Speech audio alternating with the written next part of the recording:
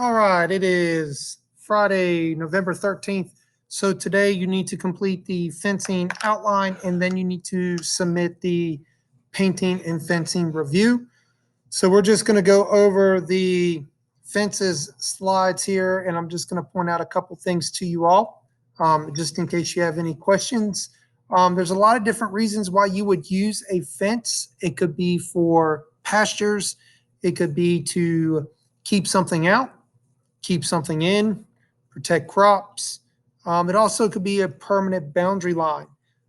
So basically, any kind of use that you have for a fence is also going to determine the kind of fence that you put up as well. So we're just going to look at a couple of different fences. So once again, some purposes, how large is your area? If it's several acres, you would not want to do a wood fence. A wood fence would be really, really, really expensive. So maybe a better choice would be barbed wire or electric wire. A predator problem. So if you had chickens or some other type of small animals, you might want to put up woven wire so that way predators won't come in. Cost is another large factor. And then whether or not the fence is going to be permanent or whether or not it's going to be temporary. So some other uses, right, as far as an electric fence, typically they're going to be used to supplement other fences. So you may have, I don't know, maybe a 3-acre field, 3-acre pasture. Well, if you have cows, if you turn them in all 3 acres at one time, they're going to kind of pick and choose what they want to eat. And a lot of stuff is going to just get pretty much smashed into the ground. So if you had a barbed wire fence around there, and then what you could do is use an electric fence to keep that particular animal in a portion of that area until all the pasture is eaten, and then you can rotate them to a different section. Metal fence posts, they're probably the most popular when you're using with the electrical fence just because you're moving the electric fence around a lot of the times. So they're going to protect against lightning. They're pretty easy to set up and take down, so your labor time is going to be reduced as well. This is just a picture of a metal fence post. You can use plastic or porcelain insulators. So that's going to keep that electricity flowing through that line so that way it doesn't short out. If you're supplementing a permanent one, this is a barbed wire fence, and then it also has some electric cable going around it as well. So that's going to help keep the animals off the fence so that way they don't knock into it and push any of those posts over. So there's a couple different ways you could use an electric fence. Typically barns and our homes, you're typically going to use a wood fence, which is also called a board fence. Treated lumber is one lumber that has basically a chemical forced inside of it. So it's going to last longer than untreated wood. So treated wood is going to last longer. There's all sorts of different kinds of board fences you can put up depending on your design and what you want to accomplish. You have all sorts of different privacy fences, which is the one on the left.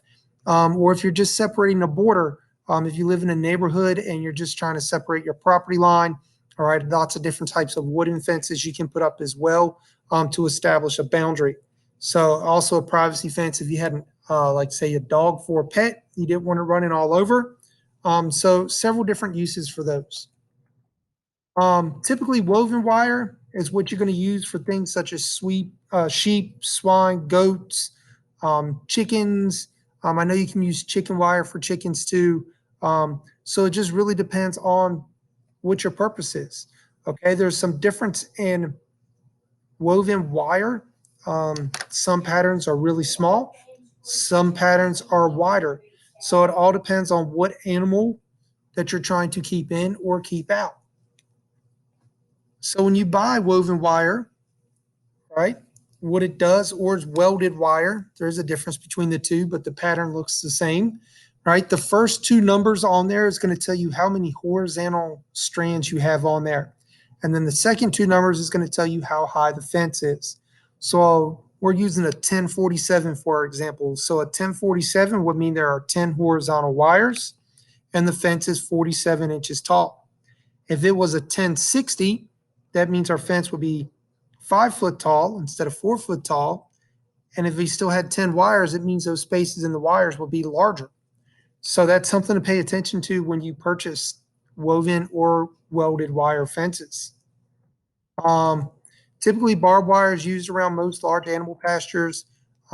It's easier to put up. It lasts longer. Once you put it up, it's not something you're going to take back down. So it's going to be a permanent type of boundary. Chain link fences. Most chain link fences are used for security. Um, they're stronger than wood.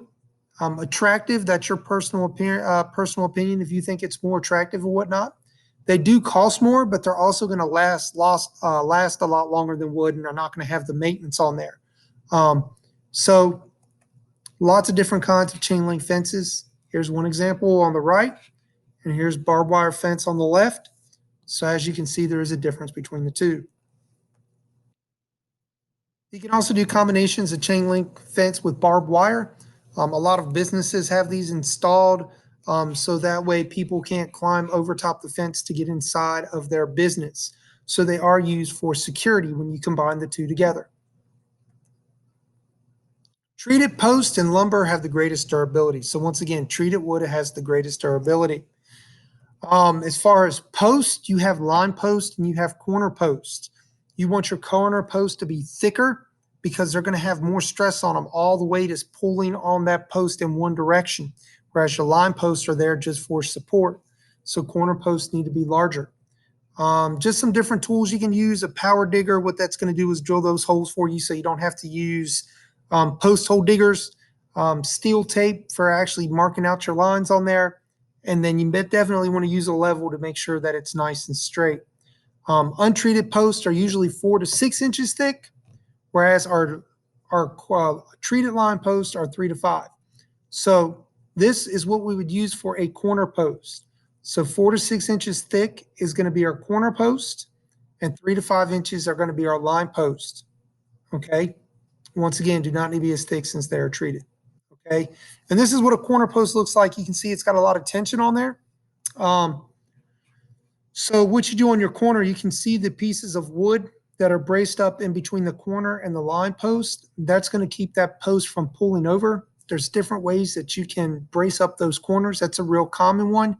All right, so those corners do have to be braced up. Okay. Typically with barbed wire, we use this thing called a U-shaped staple. We use a staple on barbed wire.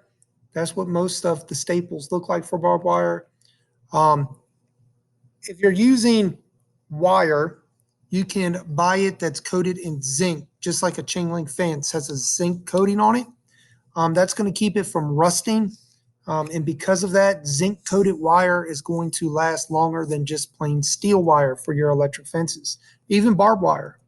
Okay. Black locust is a kind of tree that lasts for more than 15 years. That's something that you need to remember for your notes as well. So that's it for the notes section of it. And then you also need to complete that review for both painting and fences, and make sure you get that turned in before 11:30 in order to be counted present for today. If you have any questions, please email me. I hope you all have a great weekend, and we'll see you all on Monday.